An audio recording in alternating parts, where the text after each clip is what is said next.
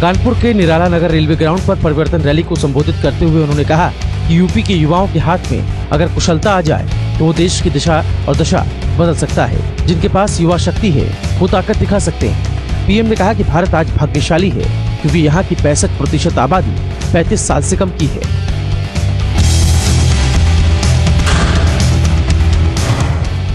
PM ने कहा कि एक तरफ हम देश को भ्रष्टाचार से मुक्त कराने की लड़ाई लड़ रहे हैं, वहीं विपक्ष का इरादा देश की संसद को बंद करने का है। इसके साथ ही उन्होंने कहा कि राष्ट्रपति के आह्वान के बावजूद चर्चा नहीं हुई।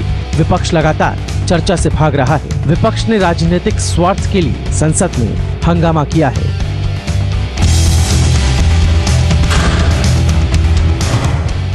रैली के दौरान प्रधानमंत्री ने राज्य की सपा सरकार को भी निशाने पर लिया।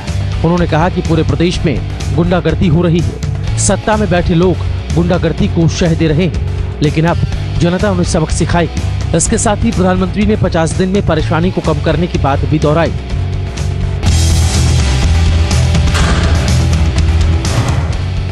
प्रधानमंत्री ने इसके साथ ही लोगों से पूछा क्यों न देश में लोकसभाओं विधानसभाओं का चुनाव साथ साथ हो।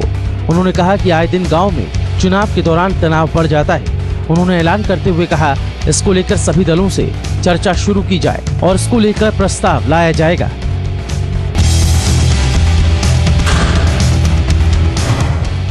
कैशलेस व्यवस्था पर बोलते हुए पीएम ने कहा कि ई बैंकिंग और ई वॉलेट का इस्तेमाल करने वालों को इनाम मिलेगा।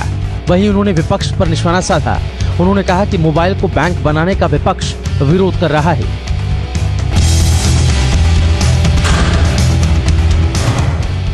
पीएम को जवाब देने के लिए कांग्रेस के उपाध्यक्ष राहुल गांधी ने यूपी के जौनपुर में रैली का आयोजन किया।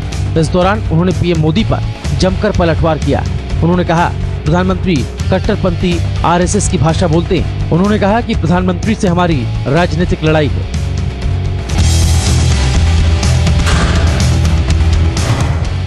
नोटबंदी पर बोलते हुए कांग्रेस के उपाध्यक्ष राहुल गांधी ने कहा कि नोटबंदी से देश का आर्थिक नुकसान हुआ है। नोटबंदी किसानों और मजदूरों के खिलाफ है। इसके साथ ही उन्होंने कहा कि देश का सबसे ज्यादा धन 50 परिवारों के पास है। गरीबों के पास काला धन नहीं होता।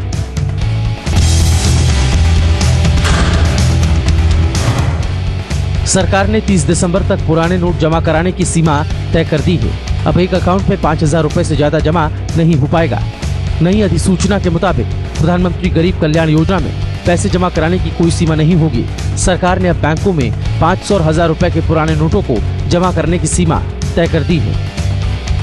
2 अफसरों की पिटाई मामले में बेमियादी हड़ताल के ऐलान के बाद राज्य सरकार हरकत में आ गई है। बता दें कि पीसीएस के 1100 अफसरों ने पिटाई के बाद 29 दिसंबर से हड़ताल पर जाने की घोषणा कर दी थी। हाल होने वाले विधानसभा चुनावों की घोषणा चुनाव आयोग 28 दिसंबर से 2 जनवरी के बीच कर सकता है। सूत्रों के मुताबिक आयोग ने हाल ही में 5 राज्यों में होने वाले चुनावों से जुड़े विभिन्न मुद्दों पर बैठक की थी। साथ ही राज्यों से कहा कि वे आयोग से बिना विचार विमर्श किए बोर्ड परीक्षाओं के कार्यक्रमों की घोषणा नहीं करें। यूपी के जालौन में ट्रक और बाइक की जोरदार टक्कर हो गई, जिसमें 2 लोगों की मौत हो गई। घटना में गुस्साए लोगों ने जमकर हंगामा किया और 2 ट्रकों में आग लगा दी।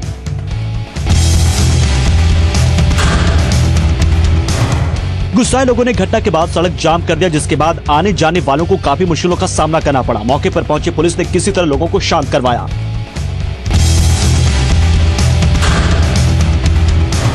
यूपी के बांदा में बिजली की तार जोड़ने के दौरान हादसा हो गया। दरअसल पोल पर बिजली की तार जोड़े लाइनमैन को अचानक करंट लग गया, जिससे लाइनमैन बुरी तरह से जख्मी हो गया।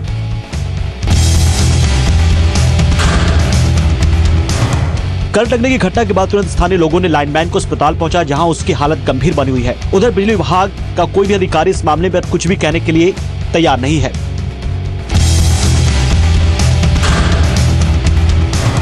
यूपी के मुरादाबाद में नोटबंदी ने एक और शख्स की जान ले ली। दरअसल 25 साल का दिलशाद अहमद 5 घंटे से एटीएम की लाइन में लगा था, जिससे उसके सीने में दर्द शुरू हो गया और अस्पताल ले आते समय उसकी मौत हो गई।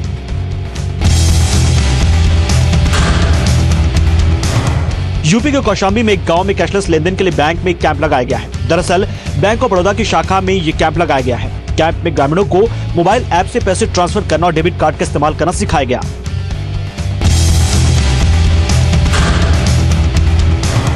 जौनपुर में एक आदमी ने अपनी पत्नी और बच्चों के ऊपर तेजाब डाल दिया। पत्नी और बच्चों की चीख पुकार सुनकर आस पड़ोस के लोग मौके पर पहुंचे और पीड़ितों को तुरंत अस्पताल पहुंचाया गया।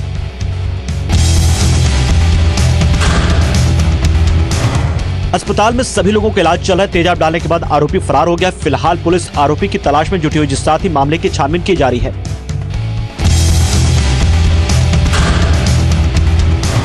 हापुड़ में पुलिस ने एक लुटेरे गैंग को गिरफ्तार कर लिया। ये गैंग शातिर तरीके से नेशनल हाईवे पर लूट डकैती जैसी बड़ी घटनाओं को अंजाम देता था और पुलिस की आंखों में धूल झोंककर फरार हो जाता था।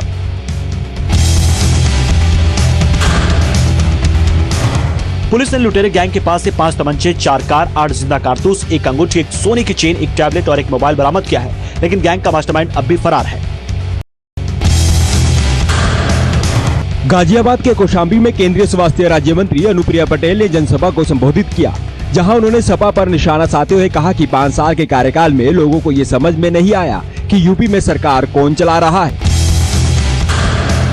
अनुप्रिया पटेल ने कहा कि 2012 में समाजवादी पार्टी ने लैपटॉप का लालच दिया था और अब स्मार्टफोन का लालच दिया जा रहा है। इस दौरान अनुप्रिया ने नोटबंदी के फैसले का समर्थन भी किया। उन्होंने बताया कि नोटबंदी से अब तो थोड़ी सी परेशानी हो रही है, लेकिन बाद में काफी ज्यादा फायदा होगा। गोवर्धन में अचानक गोली चल जाने से अफरा तफरी मच गई। गोली की आवाज सुनते ही सभी लोग इधर उधर भागने लगे। आपको बता दें कि इस दौरान एसडीएम ने लोगों की सहायता से आरोपी युवक को पकड़कर पुलिस के हवाले कर दिया। वहीं पुलिस ने युवक के पास से तमंचा बरामद कर आगे की जांच शुरू कर दी है। यूपी में बुलंदशहर के शोभाराम अल्ट्रासाउंड सेंटर पर सोनीपत जिले के स्वास्थ्य विभाग के अधिकारियों ने लिंग परीक्षण करने वालों का खुलासा किया है। बता दें कि सेंटर बेखौफ होकर लिंग की जांच कर रहा था। फिलहाल सोनीपत स्वास्थ्य विभाग ने कोख में भ्रूण की जांच करा रही महिला और अस्पताल के डॉक्टर के बयान भी दर्ज कर कार्रवाई शुरू कर दी है। उत्तराखंड के सीएम हरीश रावत ने हर की पौड़ी पर फुट ओवरब्रिज का शिलान्यास किया। शिलान्यास कार्यक्रम के बाद मुख्यमंत्री गंगा आरती में भी शामिल हुए। गंगा आरती के बाद सीएम ने लालजीवाला में शहीद पार्क का भी शिलान्यास किया। जालंधर जीटीपी नगर में सीवर डालते समय मजदूर की मौत हो गई। करीब 3 घंटे बाद प्रशासन ने शव को बाहर